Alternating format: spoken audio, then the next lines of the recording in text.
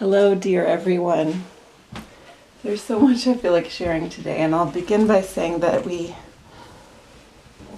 this is for the upcoming equinox, and as we are in this space, the shade, okay, it could be the restful, blessed shade of the Mars shadow coming out of retrograde, the retrograde that Mars was in over the summer. In Mars, it's been in Aquarius, currently in Capricorn. And then we're also in the shadow of Venus going into her fall retrograde. And please just translate for the Southern Hemisphere if you're watching from there. And Venus currently in Scorpio, and will move into Libra over the course of her retrograde. Okay, and we are also coming up to the equinox, and I'm thinking about archetypes, especially the masculine and feminine archetypes that have been so associated with these two planets. Of course, that is a limited way to look at the two planets, and indeed to look at the archetypes or even biological reality. Not to say that I don't want to limit anything. My point is this: allowing for this came to me while I was contemplating and moving, or in receptivity earlier this morning. Allowing for the full spectrum as well as the core unity of any archetype, including masculine and feminine, we move into the depth solitary contemplations, and to me that's associated with Venus in Scorpio. The depth solitary contemplations which attend the gracious arts of justice, more like Venus into Libra, as we fall. And also Mars has plenty to contribute, as does its movement through Scorpio, through Aquarius and Capricorn. Okay, I'm going to read this over again. Allowing for the full spectrum as well as the core unity of any archetype, including masculine and feminine, including any astrological sign and any planet. We move into the depth solitary contemplations which attend and are a part of and are interwoven with the gracious arts of justice, as we fall and are softly carried through these engentled spaciousness as and of and in love. Okay? Here we have the High Priestess. And, okay. The other thing that came to me a bit after I had written that, when I was thinking about sitting down and also having an interaction with someone momentarily, is there are ways in which we have accumulated stories, and these stories have been something that's defined us, almost like it's caked on mud, right? And now we're cracking out of it, because even if those were at some time helpful, at some time a refuge, at some time just a method or a strategy or whatever it was, it gets so into you, these stories, that you don't realize that you can look at other reference. So when new things start happening, you tend to refer back to the old reference. And the old reference, what I'm saying, is they may no longer be valid, they may be moot, they may, so you may feel a bit lost in these times because your old reference of your old stories or your old markers really are dissolving away, but it's because of this gorgeous, gorgeous emanation of your soul finding its own true shape and dignity, which we came here to experience.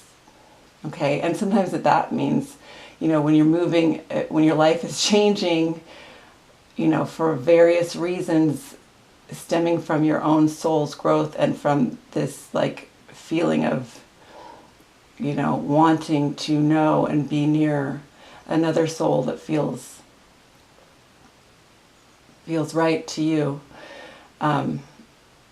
that you may, things may really shift in a lot of ways, and you may feel at times that you are, abandoning or being unfair or breaking a promise or whatever. But any relationship or any way of interacting, not necessarily that it's the relationship, but way that you've sort of agreed, whether directly or indirectly, to interact, with this particular person, or as this particular type of person, or whatever. Those things are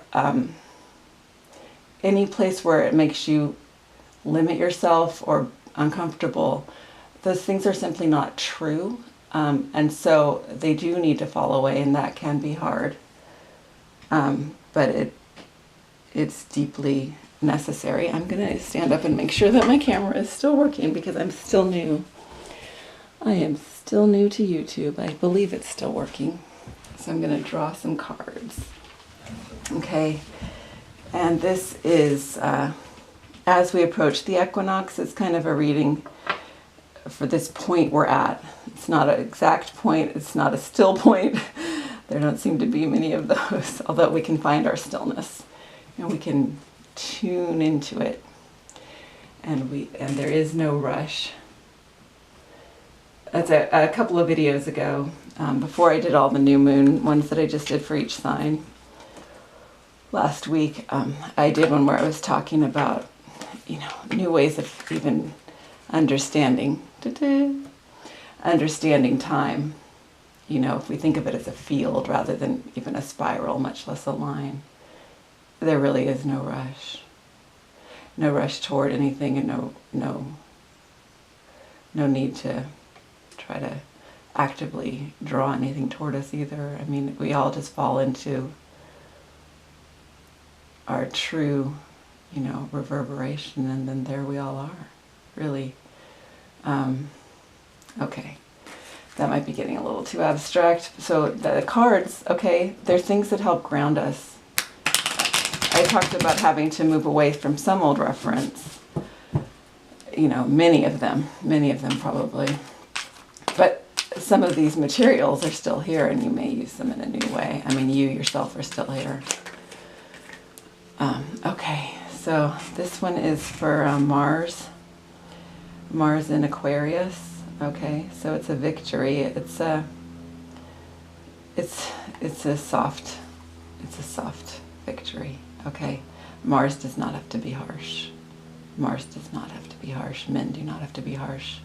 That is not the be-all, end-all definition of either the planet or the gender or the archetype,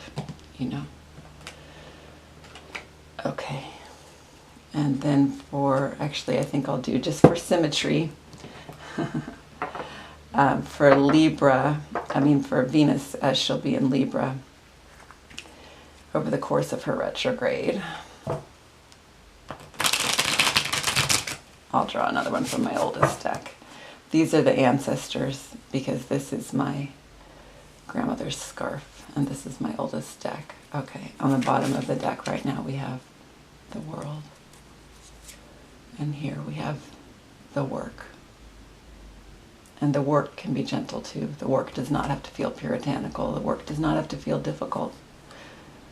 I mean, there's difficulty in it, but it's kind of the difficulty of like when you feel happy because you're doing something that you love, or you're moving and playing a game, and then you feel happy during it and you feel happy after it. And